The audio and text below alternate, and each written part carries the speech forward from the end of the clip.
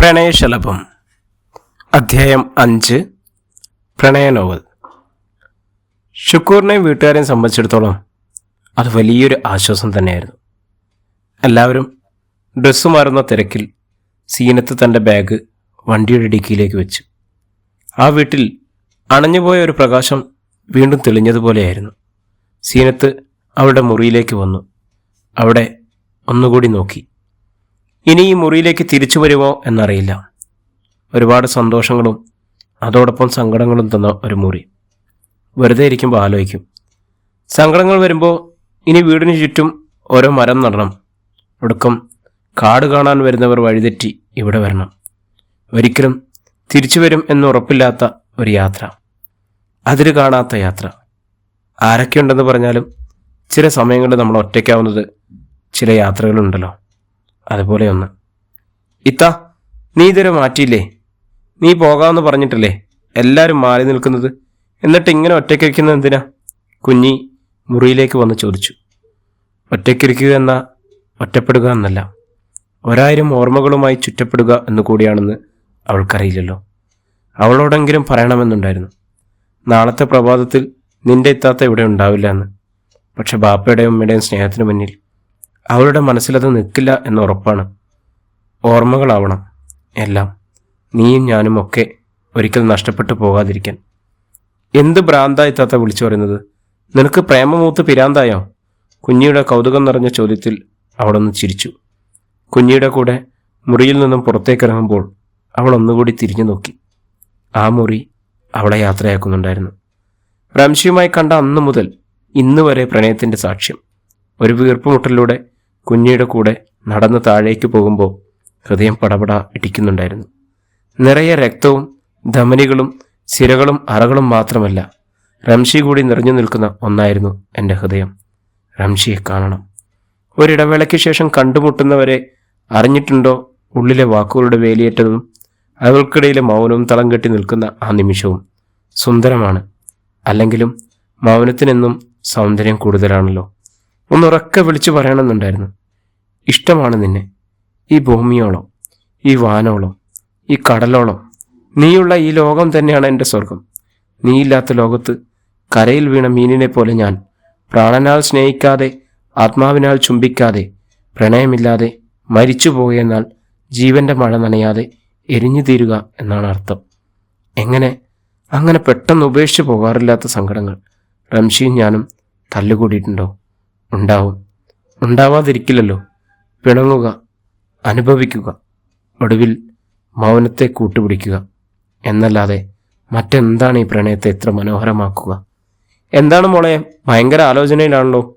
ശുക്കൂറിൻ്റെ ചോദ്യം സീനത്തിൻ്റെ ചിന്തകളിൽ നിന്നുണർത്തി. ഏയ് ഒന്നുമില്ല വാപ്പി, പെട്ടെന്ന് ഉൾക്കൊള്ളാൻ കഴിയില്ല എന്ന് വാപ്പാക്കറിയാം. പക്ഷേ നമ്മുടെ ജീവിതമല്ലേ, തിരഞ്ഞെടുക്കുമ്പോൾ നല്ലത് തന്നെ തിരഞ്ഞെടുക്കാൻ ശ്രമിക്കണം. അവൾ ചെറുതായെന്ന് തലയാട്ടി. സീനത്ത് താൻ പറയുന്നത് ശ്രദ്ധിക്കുന്നുണ്ട് എന്നത് തന്നെ വലിയൊരു ആശ്വാസമായിരുന്നു. ഈ പ്രണയം എന്നൊക്കെ പറയുന്നത് വല്ലാത്തൊരു ഭ്രാന്തൻ അവസ്ഥയാണ് മോളെ. അതിന് കണ്ണും കാലും ഒന്നുമില്ല. ബാപ്പി മോളെ കുറ്റം പറയുകയല്ല. ശുക്കൂർ വാദോരാതെ പിന്നെയും എന്തൊക്കെയോ സംസാരിച്ചു കൊണ്ടിരിക്കുകയാണ്. തിരയുവാൻ ആളുണ്ടെങ്കിലേ തിരികെ എത്തുവാനും തിടുക്കമുണ്ടാവുമെന്ന് ബാപ്പാക്കറിയില്ലല്ലോ. എന്തെന്നാൽ വിരിഞ്ഞ പൂവേ ഞെട്ടറ്റ് വീഴാറുള്ളൂ. ഒരാൾക്ക് നമ്മളെപ്പോലെ ആകാനാവില്ല, പക്ഷെ നമുക്ക് ഇഷ്ടമുള്ളതുപോലെ ആവാൻ കഴിയും. അങ്ങനെ ഒരാൾ നമുക്ക് ഇഷ്ടമുള്ളതുപോലെ ആയിട്ടുണ്ടെങ്കിൽ അവരുടെ ഇഷ്ടങ്ങളെക്കാളേറെ അവർ നമ്മളെ സ്നേഹിച്ചിട്ടുണ്ടാവും. അങ്ങനെ സ്നേഹിച്ചതല്ലേ റംഷി? റംഷി തന്നെ അങ്ങനെ തന്നെയാണ് സ്നേഹിച്ചത്. സീനത്തായിരുന്നു റംഷിക്കെല്ലാം. അല്ലെങ്കിലും ചില സന്തോഷങ്ങൾക്ക് ആയുസ് കുറവായിരിക്കും. ഒന്ന് ചിരിച്ചു തുടങ്ങുമ്പോഴേക്കും ഞെട്ടറ്റ് വീഴുന്ന ചില ഇലകൾ പോലെ. അവൻ എൻ്റെ കുട്ടിയെ എന്തോ കൊടുത്ത് മയക്കിയതാ, അല്ലാണ്ടൊന്നും ഇങ്ങനെ ആവില്ല. ഷംല ഇടയ്ക്ക് പരിഭവം പറഞ്ഞു. വൈറ്റ് ഹോട്ടലിന് മുന്നിൽ വണ്ടി നിന്നു. അതിൽ നിന്നും എല്ലാവരും ഇറങ്ങി.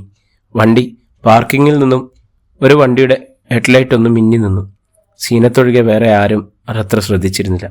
സീനത്തിൻ്റെ മൊബൈലിലേക്ക് വന്ന നോട്ടിഫിക്കേഷനിലേക്ക് അവളൊന്ന് നോക്കി. ഐ ആം ഹിയർ, ഷമീമിൻ്റെ മെസ്സേജ്. സീനത്ത് കുടുംബത്തോടൊപ്പം അകത്തേക്ക് പോയി. എല്ലാവരും ടേബിളിലിരുന്ന് മെനു നോക്കി ഭക്ഷണത്തിന് ഓർഡർ ചെയ്തുകൊണ്ടിരിക്കുകയാണ്. സീനത്ത് എഴുന്നേറ്റ് ബാത്റൂമിലേക്ക് നടന്നു. പതിയെ ഫോൺ നമ്പർ അമർത്തി ചെവിയോട് അടുപ്പിച്ചു. ഷമീമേ, എല്ലാം റെഡിയല്ലേ? എടി, ഇതുവരെ എല്ലാം റെഡിയാണ്. വണ്ടി പാർക്കിങ്ങിലുണ്ട്, നീ വന്നാൽ മതി. ശരി, നീ വെച്ചോ, ഞാൻ വന്നേക്കാം. ഫോൺ വെച്ച് തിരികെ ടേബിളിനടുത്തേക്ക് എത്തി. ശബ്ദം പതറാതെ, മുഖവ്യത്യാസം വരാതെ ഇരിക്കാൻ അവൾ പരമാവധി ശ്രമിച്ചു. ബാപ്പി, വണ്ടിയുടെ കീ. എന്തിനാണ് ഇപ്പോൾ കീ? ഷംലയുടെ ചോദ്യത്തിന് സീനത്ത് ഷംലയുടെ ചെവിയിൽ എന്തോ രഹസ്യം പറഞ്ഞു. അതിന് നിനക്ക് ഡേറ്റ് ആയിട്ട് ദിവസമായിട്ടില്ലല്ലോ. വണ്ടിയിലുണ്ടോ പാഡ്? എൻ്റെ ഹാൻഡ് ബാഗിലുണ്ട്. ഷുക്കൂർ വേഗം വണ്ടിയുടെ ചാവി എടുത്തു. ചാവിയുമായി പുറത്തേക്ക് പോയ സീനത്ത് വണ്ടിയുടെ ഡിക്കി തുറന്ന് ബാഗ് എടുത്ത് പുറത്തേക്ക് വെച്ചു. പാർക്കിങ്ങിൽ നിന്നും സാവധാനം ഒരു വണ്ടി അവൾക്കരികിലായി വന്നു നിന്നു. അവൾ ആ വണ്ടിയിൽ കയറി. അവളുടെ കയ്യിൽ ഒരു പിടുത്തം. സീനത്ത് ശരിക്കും ഞെട്ടിപ്പോവുക. ഇത്ത പോവുകയാണോ? കുഞ്ഞിയുടെ ചോദ്യത്തിന് അവളൊന്ന് പതറിപ്പോയി. ചേച്ചി, അവനെ മറക്കാൻ കഴിയില്ല മോളെ. പക്ഷേ അവൻ എവിടെയാണുള്ളത് പോലും അറിയില്ല. പക്ഷെ അവനെ കണ്ടുപിടിച്ചാൽ മതിയാവും. ഇഷ്ടമില്ലാത്ത ഒരാളുടെ കൂടെ ജീവിതം മുഴുവൻ ജീവിക്കുന്നത് മരണത്തിന് തുല്യമാണ്. ഏത് സമയം കടന്നുപോയാലും അനുഭവിച്ച വേദന മറന്നു പോകില്ല ഒരിക്കലും. പ്രണയം എന്ന് പറയുന്നത് ഉമ്മ പറഞ്ഞതുപോലെയല്ല. പ്രണയം എന്നത് ഞാൻ പറയാത്തിടത്തോളം നീ അറിയാത്തതും നീ അറിയാത്തിടത്തോളം ഞാൻ പറയാത്തതുമാണ്. ആരും എനിക്കൊന്നും തന്നിട്ടും എന്നെ വലയിലാക്കിയതുമല്ല. ഇത്താത്തനോട് അല്പമെങ്കിലും സ്നേഹമുണ്ടെങ്കിൽ മോളിത് ആരോടും പറയരുത്. ഇത്താത്ത പോകാൻ ഒരുങ്ങിയതൊക്കെ ഞാൻ അറിയുന്നുണ്ടായിരുന്നു. എനിക്കറിയാം റംഷി ഇത്തയും തമ്മിലുള്ള ബന്ധത്തിൻ്റെ ആഴം. മോളെ, ഒരുമിച്ച് നനയാൻ കൊതിച്ച മഴയും ഒരുമിച്ച് തുഴയാൻ കൊതിച്ച തോണിയും രണ്ടും അവിടെ തന്നെയുണ്ട്. പക്ഷെ ഒരുമിച്ച് എന്ന് പറഞ്ഞ ആൾ മാത്രം ഇപ്പോഴില്ല. അവൻ എവിടെയാണെങ്കിലും കണ്ടുപിടിക്കണ്ട മോളെ. ഞാൻ പോവുകയാണ്. അവരോട് വേറെ എന്തെങ്കിലും പറഞ്ഞ് സമാധാനിപ്പിക്കണം. അനുജത്തിയെ ചേർത്ത് പിടിച്ച് നെറ്റിയിലൊരു ഉമ്മ കൊടുത്ത് പതിയെ വണ്ടിയിലേക്ക് കയറി. വണ്ടി മുന്നോട്ട് നീങ്ങി. കണ്ണിൽ നിന്നും അവരങ്ങനെ മറിയുന്നത് വരെ ഇരുവരും നോക്കി നിന്നു. നിനക്ക് നിന്റെ കുടുംബത്തോട് ഇത്രയൊക്കെ സ്നേഹം ഉണ്ടായിരുന്നെങ്കിൽ പിന്നെ എന്തിനായി പണിക്ക് നിന്നത്? ഷമീമിൻ്റെ ചോദ്യത്തിൽ അവളൊന്ന് ചിരിച്ചു. എൻ്റെ ചിന്തകളും പ്രവൃത്തികളും ഒരുപക്ഷെ തെറ്റായിരിക്കും ഷമീമെ. പക്ഷേ ആ തെറ്റുകൾക്കിടയിൽ ഞാനൊരു ശരി കാണുന്നുണ്ട്. എൻ്റേത് മാത്രമായ ശരികൾ. അവനെ ഞാൻ എത്ര സ്നേഹിച്ചിരുന്നു എന്ന് അറിയണമെങ്കിൽ എന്നെ ഞാൻ എത്ര മറന്നിരുന്നു എന്ന് നീ അറിയണം. എത്ര അകലെയാണെങ്കിലും തിരികെ എത്താൻ പാകത്തിന് ബാക്കി വെച്ച ഒരിടമുണ്ടാവും. ഒരു ചിരി മനസ്സിലുണ്ടാവും. ഓരോ മനുഷ്യനും വേദനകളെ ഓർമ്മിച്ചു കൊണ്ടിരിക്കുക എന്നത് ദൗത്യകാലം നിറവേറ്റും സന്ദേശങ്ങളെ നമ്മൾ സ്വയം തിരഞ്ഞെടുക്കണമെന്നില്ലല്ലോ. നിനക്കെന്താ പറ്റി? ശരിക്കും ഭ്രാന്തായനോ? ഷമീമും പാസ്പോർട്ടും യാത്രാരേഖകളും അവളുടെ കയ്യിലേക്ക് കൊടുത്തു. സിമ്മ് അവളെ ഏൽപ്പിച്ചു. ഇത് എത്തിസലാത്തിൻ്റെ ഒരു സിമ്മാണ്. അവിടെ എത്തുമ്പോൾ ഇതിട്ടിട്ട് ഒരു നമ്പർ തരാം, അതിൽ വിളിക്കണം. ഒരാൾ വന്ന് തന്നെ അവിടെ നിന്ന് കൂട്ടിക്കൊണ്ടുപോകും. തനിക്ക് താമസിക്കാനുള്ള സൗകര്യമൊക്കെ ഞാൻ അവിടെ ഒരുക്കിയിട്ടുണ്ട്. പിന്നെ താൻ പറഞ്ഞ അഡ്രസ്സിൽ അവിടെ റംഷിയെപ്പറ്റി അന്വേഷിച്ചു. പക്ഷേ അവിടെ ആർക്കും അങ്ങനെ കൃത്യമായിട്ട് അറിയില്ല. എന്നാണ് സത്യാവസ്ഥ എന്നൊന്നും എനിക്കറിയില്ല. എയർപോർട്ടിൻ്റെ കാവടത്തിൽ സീനത്തിറങ്ങുമ്പോൾ അവളുടെ മുഴുവൻ ധൈര്യവും ചോർന്നു പോകുന്നത് പോലെയായിരുന്നു. പതിയെ അവളുടെ യാത്രാരേഖകളും ചെക്കിംഗ് കൗണ്ടറിൻ്റെ അടുത്തേക്ക് ചെന്നു. അവളുടെ വിസയും പാസ്പോർട്ടും അവർ മാറി മാറി പരിശോധിച്ചു. പരിചയമുള്ള ആരും ഉണ്ടാവരുത് എന്ന് അവൾ പ്രാർത്ഥിച്ചുകൊണ്ടിരുന്നു. തട്ടം കൊണ്ട് മുഖം മറച്ച് അവർ ബോർഡിംഗ് ബസ്സുമായി നടന്നു നീങ്ങി. വിമാനം പുറപ്പെടാൻ തയ്യാറെടുത്ത് നിൽക്കുകയാണ്. വിമാനത്തിൻ്റെ അകത്തേക്ക് അവൾ കയറി. ജീവിതത്തിൽ ആദ്യമായി ചെയ്യുന്ന യാത്ര. പ്രിയപ്പെട്ടവരെയും ഉറ്റവരെയും ഉടയവരെയും കളഞ്ഞ് തൻ്റെ പ്രാണന് വേണ്ടിയുള്ള യാത്ര. പിറന്ന മണ്ണിൽ നിന്നും ഒരു പരിചയമില്ലാത്ത മരുഭൂമിയിലേക്കുള്ള യാത്ര. തിരിച്ച് ഒരിക്കൽ കൂടി ഇവിടേക്ക് വരുമെന്നറിയില്ല. അവൾ ചുറ്റുവട്ടം നോക്കി. എല്ലാവരും ഒരുതരം വിഷമത്തിലായിരുന്നു. ഉറ്റവരെയും ഉടയവരെയും പിരിഞ്ഞ് പ്രവാസം എന്ന ചതുപ്പുകുഴിയിൽ നടഞ്ഞവർ. ഒടുവിൽ വിമാനം ആകാശത്തേക്ക് ഉയർന്നപ്പോൾ അതുവരെ ഉണ്ടായിരുന്ന സങ്കടങ്ങളെല്ലാം അണപൊട്ടി ഒഴുകി തുടങ്ങി. നേടിയതിൻ്റെയും നഷ്ടപ്പെടുത്തിയതിൻ്റെയും അളവ് നോക്കിയാൽ മുൻതൂക്കം നഷ്ടങ്ങൾക്ക് തന്നെയാണ്. അതിലേറ്റവും വലിയ നഷ്ടം ഒരിക്കലും തിരിച്ചു കിട്ടാത്ത ഇന്നലകളാവാം. അവസാനിച്ചെന്ന് നാം കരുതിയ ബന്ധങ്ങൾ നമ്മളെ തേടിയെത്തുകയാണെങ്കിൽ ചില ഇടവേളകൾ മനോഹരമാണ്. അതൊരു ഇടവേളകൾ മാത്രമാവും. തൻ്റെ പ്രാണനെ കണ്ടുമുട്ടുന്നതുവരെയുള്ള ഇടവേള. ആശ്വസിപ്പിക്കാൻ ആളില്ലാതെ വരുമ്പോഴാണത്രേ സങ്കടത്തിൻ്റെ പേരുകൾ ആഴത്തിൽ ഇറങ്ങിച്ചെല്ലുന്നത്. അണിയറയിൽ രുചിച്ചെഴുതിയ ജീവിതമേ, നീ തന്ന വേഷങ്ങൾ പകർന്നാടാനായിരുന്നെങ്കിൽ സ്വപ്നങ്ങൾ കാണാൻ എന്തിന് എനിക്കൊരു ഹൃദയം കടമായി നീ നൽകി. ഇത് സ്വപ്നങ്ങളെല്ലാം മുടഞ്ഞിട്ട് നേരം തകരുന്ന ജീവനെ ഇരുളിൽ മുറിയിൽ ഭ്രാന്തൻ വേഷം നൽകിയതും എന്തിനായിരുന്നു? കരയുകയല്ലാതെ മറ്റൊന്നും ചെയ്യാൻ കഴിയാത്ത അവസ്ഥയാണ് ജീവിതത്തിലെ ഏറ്റവും ഭയാനകമായ അവസ്ഥ. കുഞ്ഞി കണ്ണുകൾ നിറച്ചുകൊണ്ട് ഷുക്കൂറിനും ഷംലയ്ക്കും അരികിൽ വന്നു നിന്നു. എന്താ മോളെ, എന്തുപറ്റി? ഷുക്കൂറും ഷംലയ്ക്കും ആദ്യം നിറഞ്ഞിരുന്നു. ഇത്താത്ത പോയി. എങ്ങോട്ട്? എവിടേക്ക്? ആരുടെ കൂടെ? എന്താ പറ്റിയേ? ഷംല ചാടി എഴുന്നേറ്റു. ഷംലയുടെ ശബ്ദം കുറച്ച് ഉയർന്നതിനാലാവണം മറ്റു ടേബിളിൽ നിന്നും ആളുകൾ അവരെ ശ്രദ്ധിക്കുന്നുണ്ടായിരുന്നു. ഷംല! ഷുക്കൂർ ഷംലയുടെ കൈയൊന്ന് പിടിച്ചു. അവർ പതിയെ ടേബിളിൽ നിന്ന് എഴുന്നേറ്റ് പുറത്തേക്ക് നടന്നു. എന്താ മോളെ ഉണ്ടായത്? ഷുക്കൂർ കുഞ്ഞിയെ ചേർത്ത് പിടിച്ച് ചോദിച്ചു. ഇത്തയുടെ കൂടെ ഞാനും വന്നിരുന്നു. അപ്പോൾ വേറൊരു വണ്ടി ഇത്തയുടെ അടുത്തേക്ക് വന്നു. അവർ എന്തോ സംസാരിച്ചു. പിന്നെ ഇത്ത ആ വണ്ടിയിൽ കയറിപ്പോയി. നിന്നോടൊന്നും പറഞ്ഞില്ലേ? ഉപ്പാനോടും ഉമ്മാനോടും ബേജാറാവരുത്. ഇഷ്ടമല്ലാത്ത ആളുടെ കൂടെ ജീവിക്കാൻ കഴിയില്ല. റംഷിയുടെ അടുത്തേക്കാണ് പോകുന്നതെന്ന് പറയാൻ പറഞ്ഞു. ഓള് പറയുന്നത് മുഴുവൻ കേട്ട് നിൽക്കുന്ന സമയം കൊണ്ട് നിനക്ക് ഞങ്ങളൊന്ന് വിളിച്ചുകൂടായിരുന്നോ? ഷംല കുഞ്ഞിയോട് കയർത്തു. ഷുക്കൂർ ഷംലയെ ഒന്ന് തറപ്പിച്ചു നോക്കി. ആ റംഷി ഉണ്ടായിരുന്നു ആ വണ്ടിയിൽ? ഇല്ല വാപ്പി, വണ്ടിയിലുണ്ടായിരുന്നില്ല. ഷുക്കൂർ വേഗം നമ്പർ അമർത്തി ഫോൺ ചെവിയിൽ വെച്ചു. അപ്പുറത്തുനിന്നും റംഷിയുടെ ബാപ്പയുടെ സ്വരം കേൾക്കാം. നിങ്ങളുടെ മോൻ എവിടെയാണുള്ളത്? ഓൻ ദുബൈയിലാണ്. പക്ഷെ കുറച്ച് ദിവസങ്ങളായി വിളിച്ചിട്ട്. എന്താ ഷുക്കൂർ കാര്യം? എൻ്റെ കുടുംബം തറന്നില്ല കാക്ക. ഇനി എന്ത് പറഞ്ഞിട്ടെന്താ കാര്യം? നിങ്ങളെ മോൻ എൻ്റെ മോളെയും കൊണ്ട് അങ്ങോട്ട് കൊണ്ടുപോയിന്. ഫോൺ വിളിക്കുമ്പോൾ പറഞ്ഞേക്ക് ഒരു കുടുംബത്തിൻ്റെ മുഴുവൻ സ്വപ്നങ്ങളാ ഓൻ തല്ലിക്കടത്തിയതെന്ന്. തലയിൽ വെച്ച പേനരിക്കും താഴെ വെച്ച ഉറുമ്പരിക്കും എന്ന് പറഞ്ഞ പോലെയാ ഞാൻ എൻ്റെ കുട്ടികളെ വളർത്തിയത്. നിങ്ങൾക്കുണ്ടായ നഷ്ടങ്ങൾ എന്ത് തന്നെ ആയാലും അതിന് ഞാൻ എന്ത് സമാധാനം പറഞ്ഞാലും നിങ്ങൾക്കത് ആക്കാവൂല എന്ന് എനിക്കറിയാം. പക്ഷേ റംഷി അങ്ങനെ ഒരു കയ്യാങ്കളി ചെയ്യുന്നതിന് മുന്നേ ഞങ്ങളോടെങ്കിലും ഒന്ന് ആലോചിക്കും. മോള് സീനത്ത് 2-3 ദിവസം മുന്നേ ഇങ്ങോട്ട് വിളിച്ചിരുന്നു. ഓൻ എവിടെയാണ്, എന്താണ് എന്നുള്ള ഡീറ്റെയിൽസ് മുഴുവൻ ചോദിച്ചറിഞ്ഞിരുന്നു. ഈ ഒരു പോക്കിൽ റംഷിക്ക് പങ്കുണ്ടെന്ന് എനിക്ക് തോന്നുന്നില്ല. റംഷിയുടെ ഉമ്മ പതിയെ ഫോൺ വാങ്ങി. ഒന്ന് ഷംലയ്ക്ക് ഫോൺ കൊടുക്കാമോ? ഷുക്കൂർ പതിയെ ഫോൺ ഷംലയ്ക്ക് നീട്ടി. റംഷി ഇങ്ങോട്ട് വിളിച്ചെത്തിട്ട് തന്നെ കുറച്ച് ദിവസങ്ങളായിട്ടുണ്ട്. ദിവസം ഒരു തവണ പോലും വിളിക്കാതിരിക്കാൻ കഴിയാത്ത ആളാണ്. എന്താണ് എൻ്റെ കുട്ടിക്ക് പറ്റിയതെന്ന് എനിക്കറിയില്ല. സീനത്തും എനിക്ക് മോളെപ്പോലെ തന്നെയാണ്. ആ കുട്ടിയുടെ ഭാവി രക്ഷപ്പെടുന്നുണ്ടെങ്കിൽ രക്ഷപ്പെടുത്തട്ടെ എന്നോർത്തിട്ടാണ് ഞങ്ങൾ പറഞ്ഞത്. എന്തെങ്കിലും വിവരങ്ങളുണ്ടെങ്കിൽ ഞങ്ങൾ നിങ്ങളെ അറിയിക്കും. വിഷമിക്കരുത്. ഞങ്ങളുടെ കുട്ടിക്ക് ഇതിൽ പങ്കുണ്ടെങ്കിൽ ഞങ്ങൾ എങ്ങനെ നിങ്ങളോട് ക്ഷമ ചോദിക്കുമെന്ന് എനിക്കറിയില്ല. ഞങ്ങൾക്ക് അതല്ലേ പറയാൻ കഴിയൂ. കണ്ണുകൾ നിറച്ച് വിതുമ്പി ഒതുക്കി ഒരുവിധം പറഞ്ഞൊപ്പിച്ച വാക്കുകൾക്കിടയിൽ റംഷിയുടെ ഉമ്മ ഉപ്പയുടെ നേരെ ഫോൺ നീട്ടി. ഒരു ബീപ് ബീപ് ശബ്ദം മാത്രമായിരുന്നു കേൾക്കാമായിരുന്നു. അപ്പുറത്തു നിന്നും ഫോൺ കട്ടായി കഴിഞ്ഞിരുന്നു. റംഷിയുടെ ഉപ്പ ഉമ്മയുടെ തോളിൽ കൈവച്ചു. താൻ എന്തിനാടോ ഇങ്ങനെ വിഷമിക്കുന്നത്? കുട്ടികളെ ചിന്തകളല്ലേ. ആരൊക്കെ എന്തൊക്കെ പറഞ്ഞാലും അത് നമ്മളെ കുട്ടി നെഞ്ചിൽ കൊണ്ട് നടന്നോളൂല്ലേ. ഇക്ക എന്തു പറഞ്ഞാൽ നമ്മളവരെ സമാധാനിപ്പിക്കുക. താൻ അതൊന്നും ആലോചിച്ച് വിഷമിക്കല്ലടോ. താനാണ് എൻ്റെ ധൈര്യം. പുറത്ത് വീണ്ടും മഴ പെയ്തു തുടങ്ങിയിരിക്കുന്നു. തുള്ളിക്കൊരുകുടം എന്ന പോലെ തകർത്ത് പെയ്യുന്ന മഴയെ നോക്കി അവർ നെടുന്നീർപ്പോടെ നിന്നു. പഞ്ചായത്തിൽ നിന്നും വീട് വെച്ചു തരും എന്നൊക്കെ അന്ന് പറഞ്ഞില്ലേക്കാ. എന്താ ഇപ്പം അവരുടെ നിലപാട്?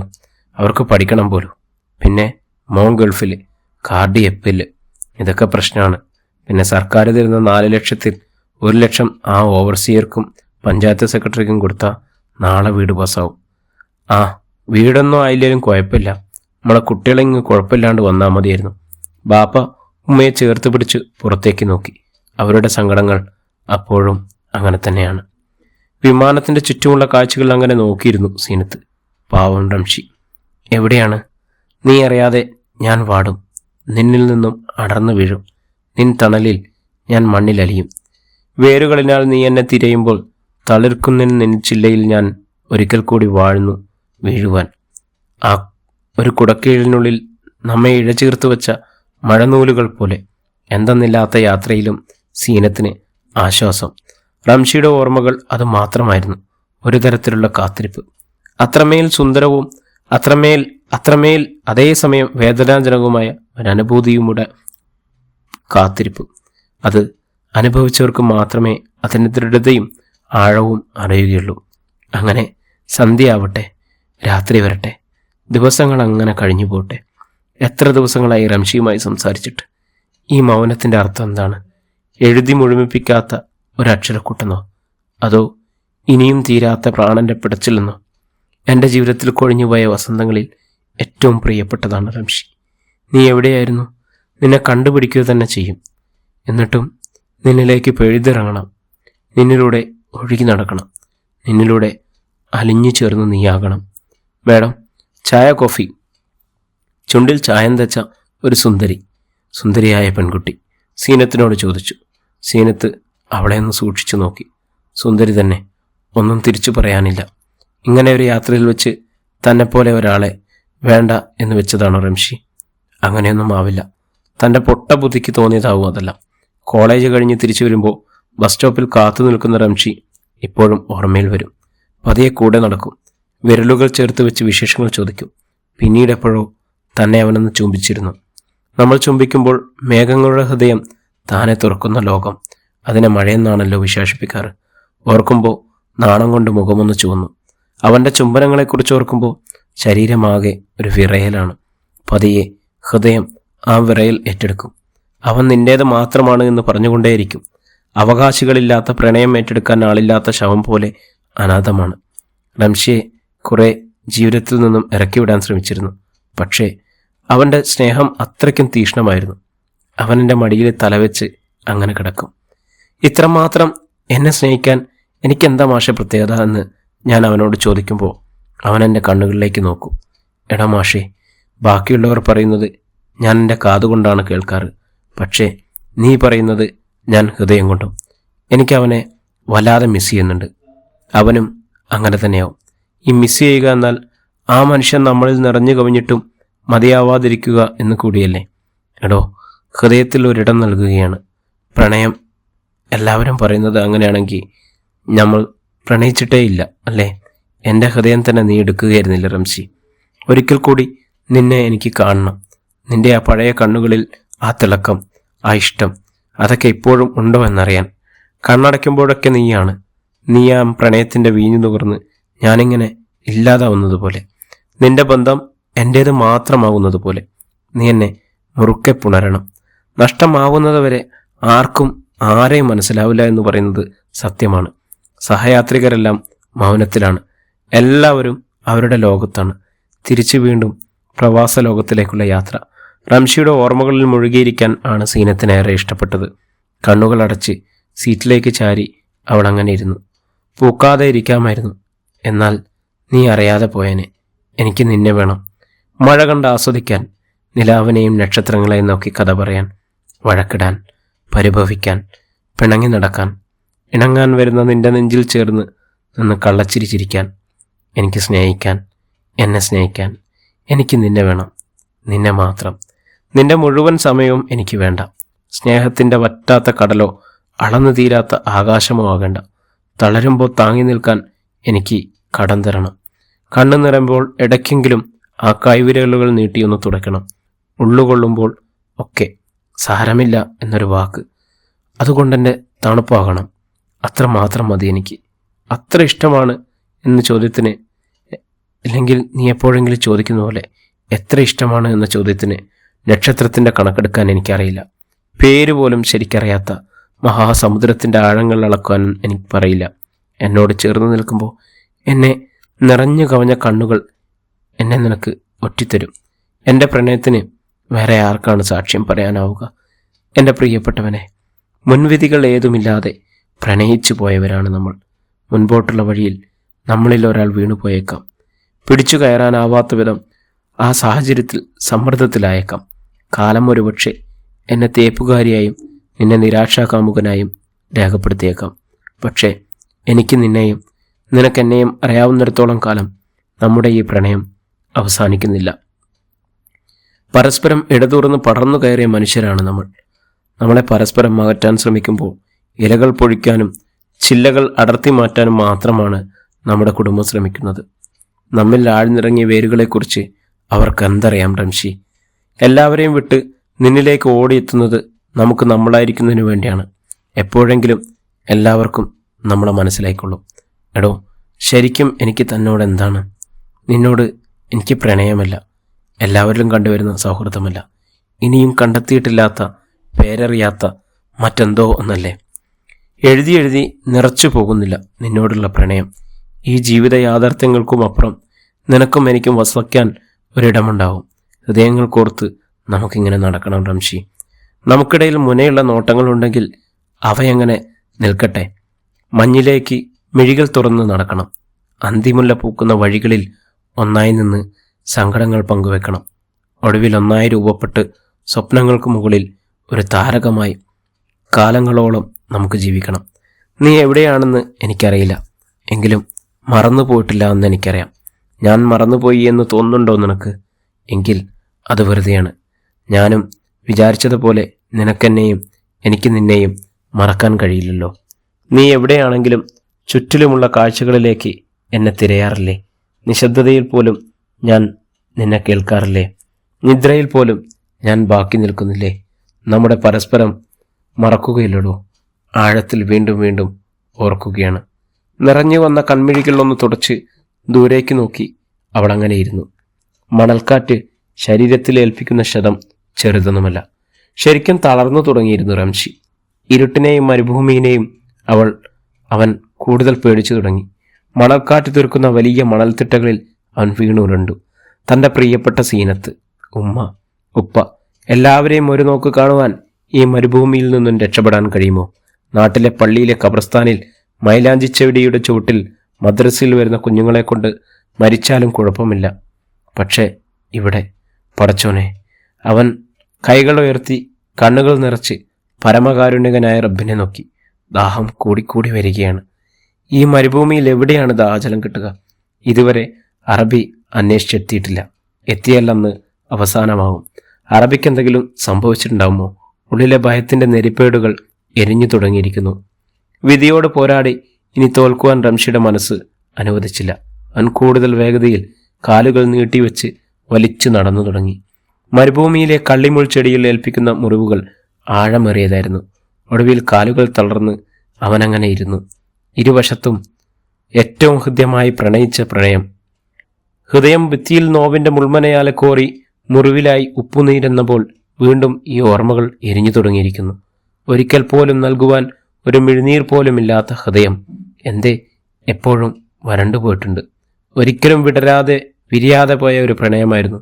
സീനത്ത് നോവിച്ചുകൊണ്ടിരിക്കുന്നു. ജീവന്റെ ഒരു ശ്വാസം പോലും അരികിലില്ലാതെ പിടയുന്ന ശൂന്യമായ ഈ മരുഭൂമിയിലും നെഞ്ചിലായുള്ളത് നൊമ്പരങ്ങൾ ചാലിച്ച അവളുടെ ഭാവുകങ്ങൾ മാത്രം. അവസാനമായി അവൾ തന്നോട് പറഞ്ഞത് അവളെ ആരോ കാണാൻ വരുന്നു എന്നാണ്. പ്രണയമെന്ന പേരിൽ കൂടെ കൂട്ടി പാതി വഴിയിൽ ഉപേക്ഷിച്ച് ഭീരുവായ ഒരു കാമുകൻ മാത്രമായിരിക്കണം ഇപ്പോൾ അവൾക്ക്. അവൾ അറിയുന്നുണ്ടാവില്ല, ഈ മരുഭൂമിയിൽ ഹൃദയത്തിൽ നിന്നും ഇപ്പോൾ റംഷി അനുഭവിക്കുന്ന വേദനകൾ അത്രയും. ആരുടെയോ ഭാര്യയായി ആരുടെയോ വീട്ടിൽ ജീവിക്കുകയും ഒരുപക്ഷെ അവൾ ഇപ്പോൾ എന്തിനു വേണ്ടിയായിരിക്കും ഈ ഒളിച്ചോട്ടം? ആർക്കു വേണ്ടിയായിരുന്നു? അറബിയുടെ ഇടിയും കുത്തും കൊണ്ട് ഈ മരുഭൂമിയിൽ തീരേണ്ടതായിരുന്നു. റംഷി പ്രണയിച്ചതുപോലെ വേറെ ആരും പ്രണയിച്ചിട്ടുണ്ടാവില്ല. പ്രണയങ്ങൾ അധികവും പൂക്കളെ പോലെയാണ്, മുട്ടിട്ടും വിരിയും. ഒടുവിൽ ചെടിയുടെ തണ്ടിൽ നിന്നും ഞെട്ടറ്റ് താഴേക്കൊരു വീഴ്ചയാണ്. കളഞ്ഞതാണോ അതോ സ്വയം നഷ്ടപ്പെട്ടു തീരോ എന്ന് തിരിച്ചറിയാനാകാത്ത തരത്തിൽ മറ്റൊരു ലോകത്തേക്ക്. ഒരുപാട് മോഹിച്ചിരുന്നു ഞാൻ.